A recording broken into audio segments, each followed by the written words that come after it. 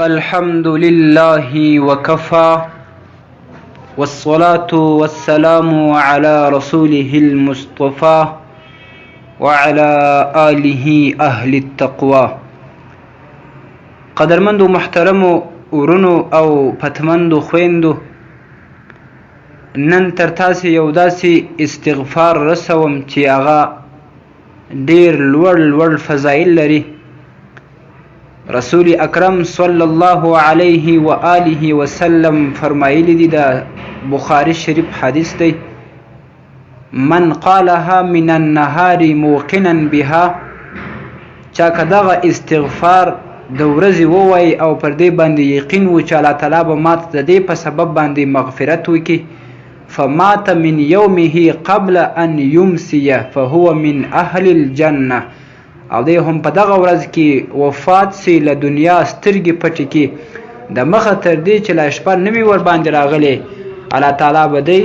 د جنتیانو په فهرست کې داخل کړي. ومن قالها من الليل وهو موقن بها، او چا که د شپې وویل او پر دې باندې یقین و، فمات قبل ان یصبح، او دی تر دې د مخه مړ سو چې لا سهار نو را داخل سوی، فهو من اهل الجنه، دغه سړی به د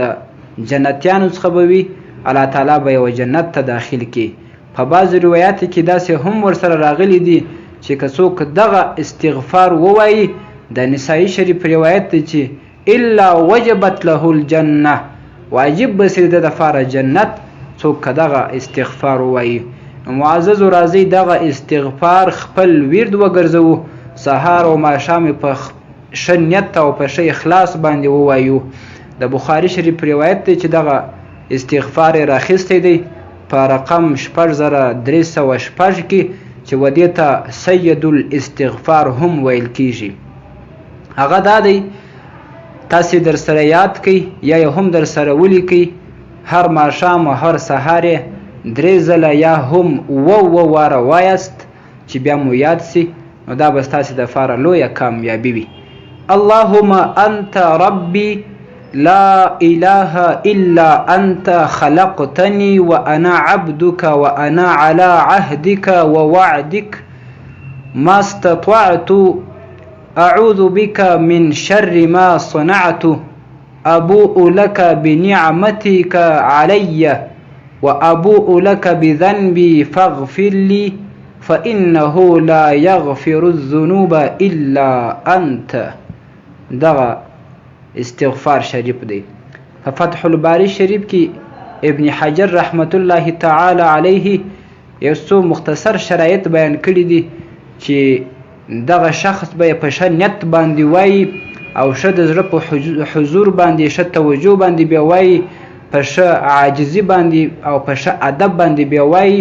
او نیت به یې هم دا وي چې الله تعالی به د دې په برکت ماته بخښنه وکړي او زما ګناهونه به راته معاف کړي. نو الله تعالی جل جلاله به د دغه شخص چې یا په دغه ورځ باندې وفات سي یا په دغه شپه باندې وفات سي، الله تعالی جل جلاله به د ده ګناهونه ور معاف کړي او د ده په برخه به جنت کې. راځئ محترم ورونو دا خپل ورد وګرځوو، همیشه دپاره یې ووایو، دومره سخت نه دی او پر ژبه باندې هم اسانه دی، او دا کوشش وکړو چې تر بل مسلمانه هم ورسوو چې موږ او تاسې ټول په ثواب کې سره شریک سو. والسلام علیکم ورحمة الله وبرکاته.